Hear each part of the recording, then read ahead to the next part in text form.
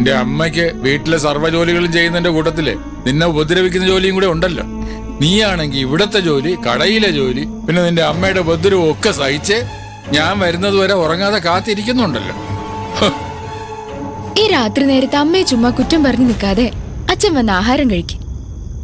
നീ എപ്പോഴും നിന്റെ അമ്മയുടെ ഭാഗം മാത്രമേ പറയൂ. എന്നാൽ നീ ഒന്ന് മനസ്സിലാക്കിക്കോ, നമ്മുടെ സ്ഥലം അവളുടെ പേരിലാക്കാതിരിക്കാൻ നമ്മൾ ഓരോ ഒഴിവുകൾ പറയുമെന്നാണ് അവളുടെ മനസ്സിൽ. കൃത്യമായിട്ട് എന്റെ മനസ്സ് വായിച്ചതുപോലെ പറയുന്നുണ്ടല്ലോ ഈ മനുഷ്യൻ. സ്ഥലം അവളുടെ പേരിലായാൽ പത്മിനിയുടെ തനി നിറം നമ്മൾ കാണും. ഒന്നുമില്ല അച്ഛ, എനിക്ക് അമ്മയെ വിശ്വാസ. നാളെ അഡ്രസ് മാറ്റം കഴിയട്ടെ, ആ സ്ഥലം അമ്മയുടെ പേരിൽ രജിസ്റ്റർ ചെയ്ത് കൊടുക്കുക തന്നെ വേണം. നീയും മാറില്ല, നിന്റെ അമ്മയും മാറില്ല. പക്ഷെ ഞാനൊരു കാര്യം പറയാം, നഷ്ടം നിനക്കാ, പത്മിനിക്കല്ല. മതി നിർത്തച്ച, ഈ നെഗറ്റീവ് ചിന്തകൾ എല്ലാവർക്കും കുഴപ്പം.